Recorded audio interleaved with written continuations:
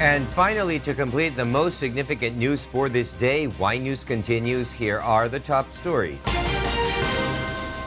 The Department of Health has expressed alarm over the rising cases of measles infection in the country.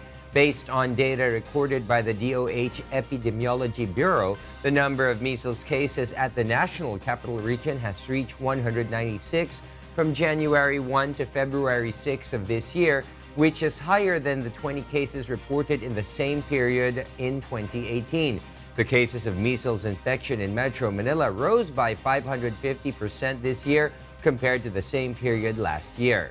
Measles, locally known as tigdas, is a highly contagious disease caused by a virus. It is transferred from person to person by sneezing, coughing, and close personal contact.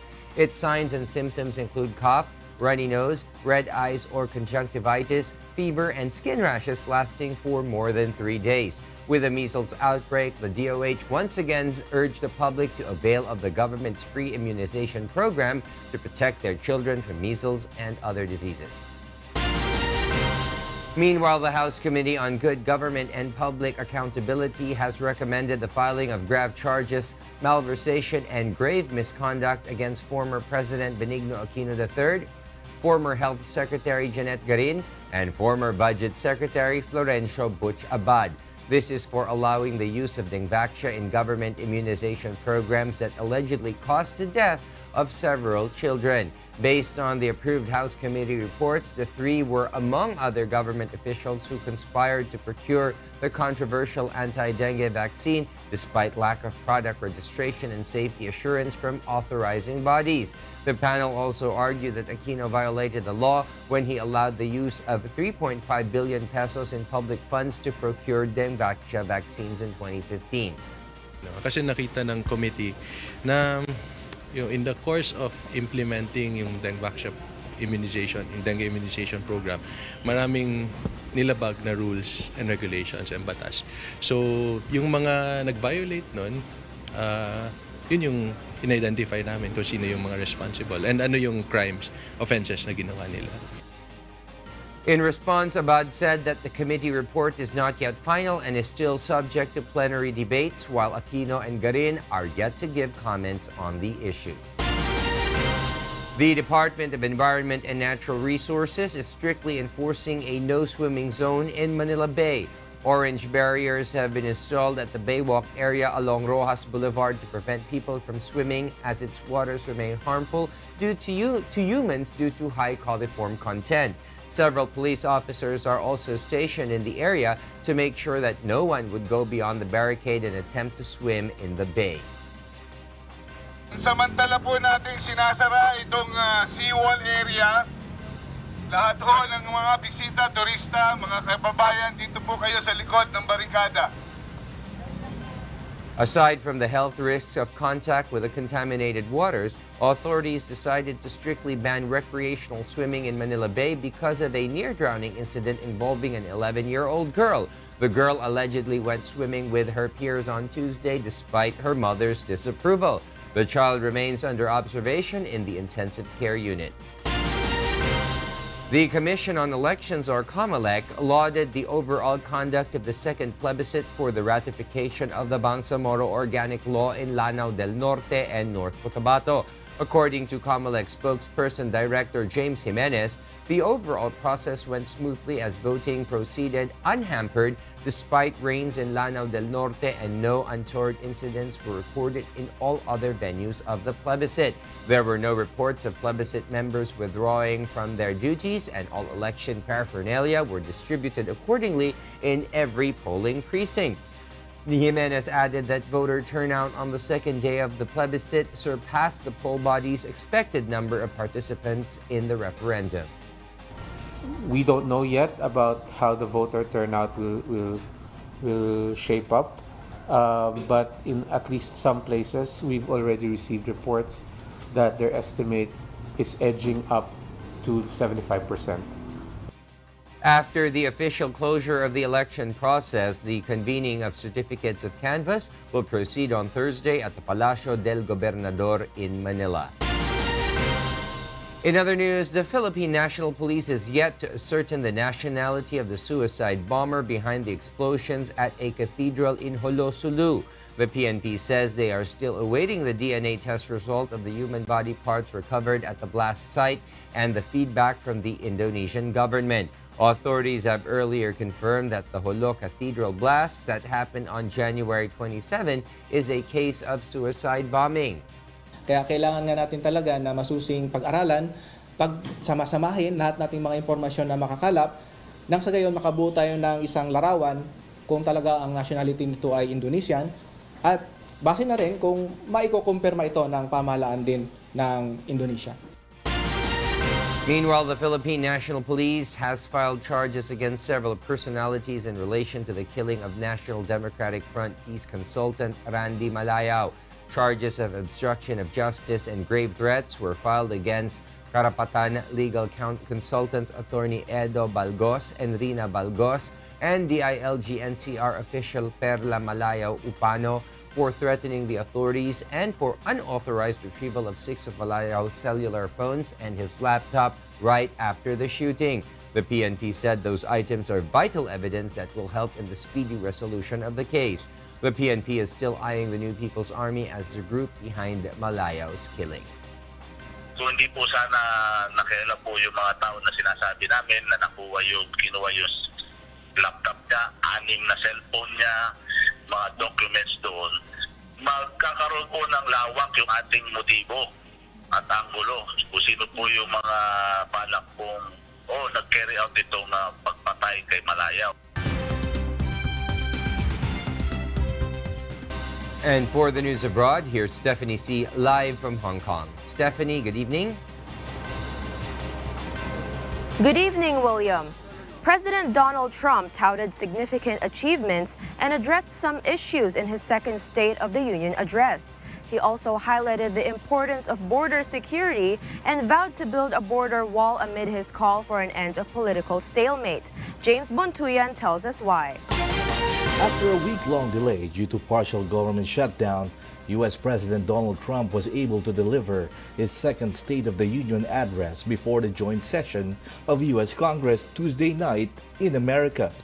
Among the issues he mentioned was his promise to build a border wall between the United States and Mexico.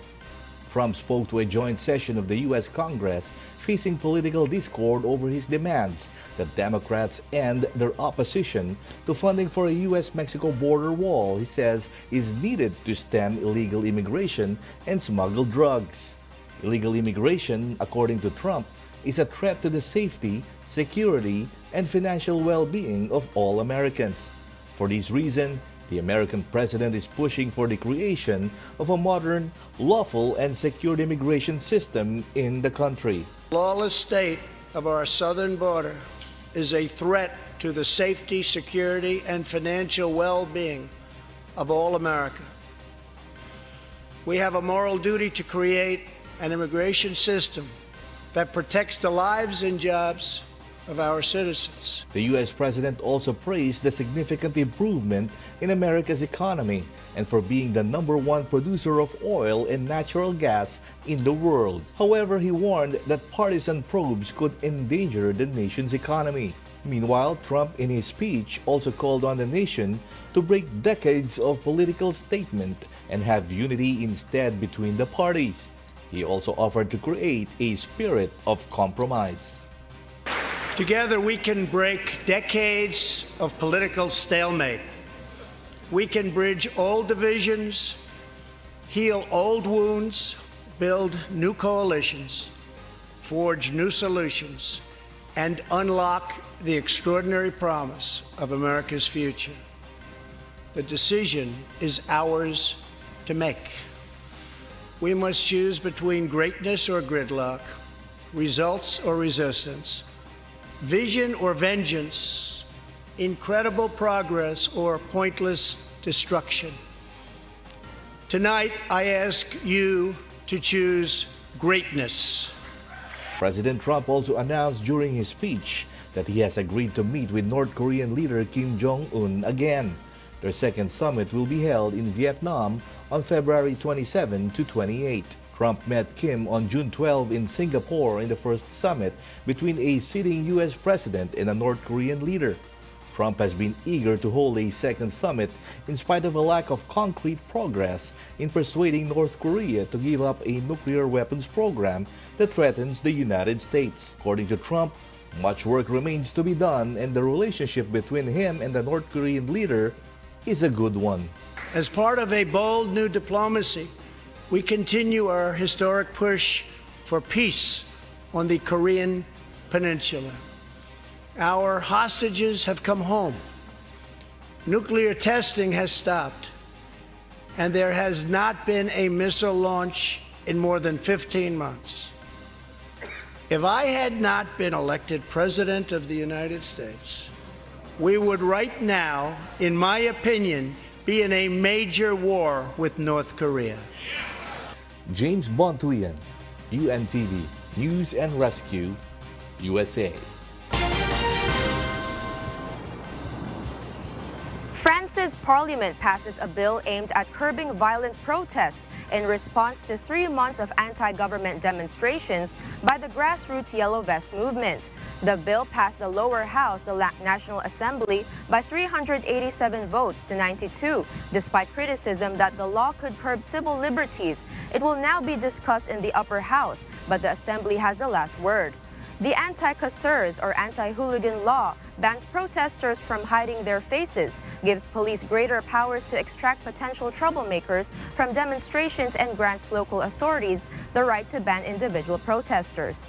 The Yellow Vest movement erupted in November as a protest against fuel taxes, but has morphed into a broader revolt against inequality. And Emmanuel Macron's presidency, it takes its name from the fluorescent vests that motorists in France carry in their cars. Rioters ran amok in Paris during the early street protest, torching cars, smashing luxury boutiques, and defacing the Arc de Triomphe. It was amongst the worst violence in the capital has experienced since a 1968 student uprising. Our fellow citizens who want to protest peacefully and simply come and go are now scared of doing so. It's time for it to stop.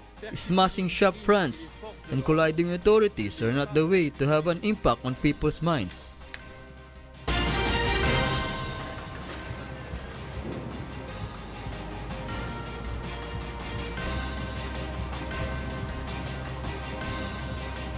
Self-declared interim Venezuelan President Juan Guaido promises to implement reforms and processes that are more friendly to businesses.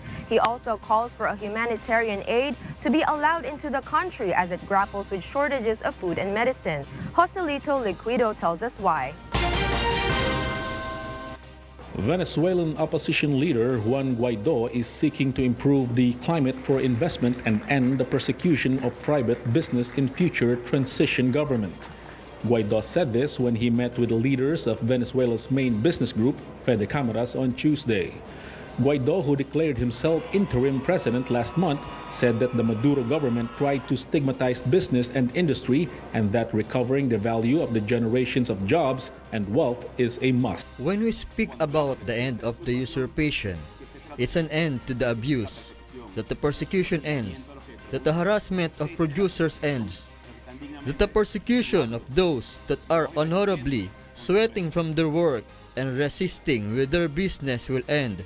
Pressure is building on Venezuelan President Nicolas Maduro to resign amid an economic crisis marked by widespread shortages and hyperinflation, with the United States and a growing number of other nations recognizing Guaido as Venezuela's legitimate president. Aside from promising to be more friendly to businesses, Guaido and opposition lawmakers also called Tuesday for humanitarian aid to be allowed into the country, as the OPEC nation grapples with shortages of food and medicine.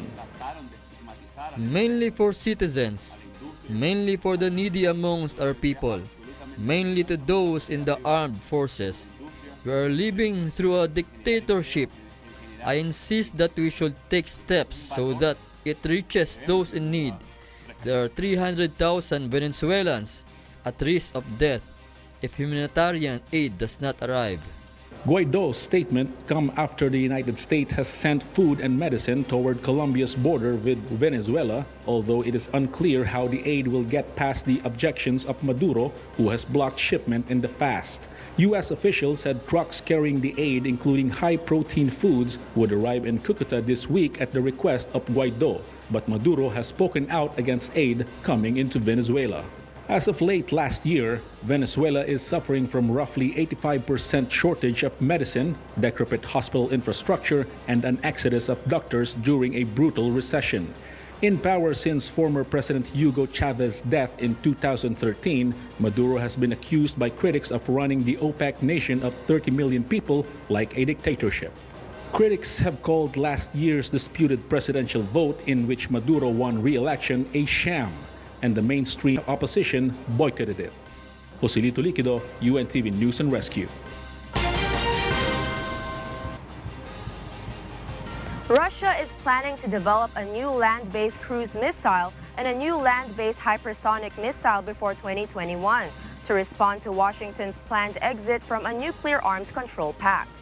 President Vladimir Putin said that Russia had suspended the Cold War-era Intermediate-Range Nuclear Forces Treaty after the United States announced it would withdraw from the pact, accusing Moscow of violations. He said at the same time that Russia should develop new missiles in response.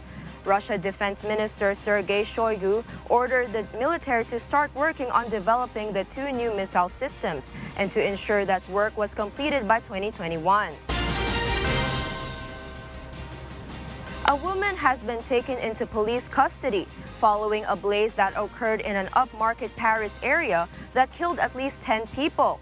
Meanwhile, hundreds of Argentines marched to U.S. Embassy in Buenos Aires following its intervention in Venezuelan political affairs. Kath de Maraos tells us why. In France, a fire in a Paris apartment building killed at least 10 people and injured around 30 in the early hours of Tuesday, authorities said. The blaze broke out in the 8-story structure of Rue Erlanger near the Parc des Princes soccer stadium and the Roland Garros French Open tennis venue in the capital's Chic 16th district. Video released by the Paris Fire Department showed flames emerging from windows of the building. Paris prosecutor Remy Heitz told reporters that investigators suspected a criminal cause for the fire and that a woman was in custody. The woman, also living in the building, was drunk at the time of her arrest and has a history of mental illness. The incident comes less than a month after a gas blast in central Paris killed 4 people. In Australia, police recovered the bodies of 2 missing people on Tuesday after once-in-a-century flooding swamped the northeastern city of Townsville. Local media reported that the 2 men were last seen on early Monday. Record rainfall fell across the Townsville area over the past week, with more than 1,100 people evacuated on Monday.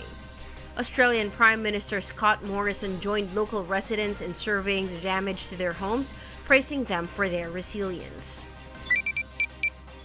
And in Argentina, hundreds of protesters marched down 2 main Buenos Aires avenues to the U.S. Embassy on Tuesday in a show to support for embattled Venezuelan President Nicolas Maduro and to oppose U.S. involvement in that country.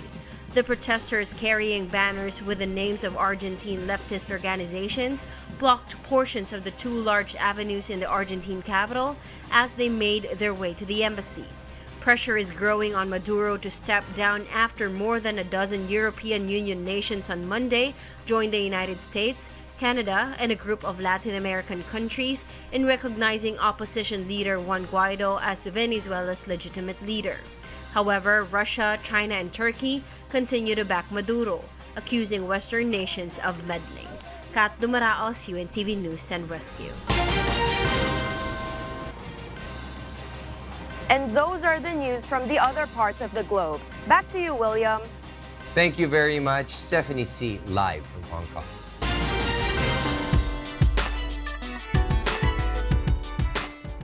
Miss Universe 2018 Catriona Gray says she felt at home after meeting the Filipino-American community in New York City. MJ Pineda tells us why. Miss Universe 2018 Catriona Gray once again expressed her Filipino pride when she met with the Filipino-American community in New York City. Gray received a warm welcome during her meet and greet session at the Philippine Center in New York City, facilitated by the Philippine Consulate. Gray, who wore a full hand-embroidered modern Filipiniana and Victorian-inspired barong, shared her hopes to own a business one day that aims to help develop the Philippine textile industry and bring more livelihood to Filipino communities. Ooh, I would love to have my own business, but with a livelihood program. I've really just had this love develop for our Filipino textiles, and as I'm wearing some today. The Filipino-Australian beauty queen also reiterated her advocacies on free education and bringing awareness about HIV/AIDS, but she plans to expand it to other areas. In the sense of giving free education to places like Tondo, Manila, education also means about educating people and bringing awareness to subjects like HIV/AIDS. So being a Miss Universe, I'm not just focusing on the Philippines any longer. I really do want to expand my reach. Gray also shared her experience about her recent guesting in National Football League or NFL Super Bowl. What a way to do it. I actually was very surprised going into the NFL honors and seeing that they not only focused on the players' achievements but how they contributed back to their community. The reigning beauty queen said she is swamped with the Miss Universe-related activities in New York and expressed excitement over her trip back to the Philippines next week. We're told one day, okay, next week we're going here, we're taking a plane here, we have this event, you have this. And as a Miss Universe, you just have to adapt to every certain situation and try and be your best. Gray is expected to fly home on February 20 for her grand homecoming and to visit Tondo, Manila to check on her charity works for the youth. I'm J. Pineda, UNTV News and Rescue, New York, USA. And those are the reasons behind the news, February 6, 2019. On behalf of Rheena, Villamor-Camara, and Angelo, Castro III, I am William Thio. Because we need to know, we will always ask why. Good evening.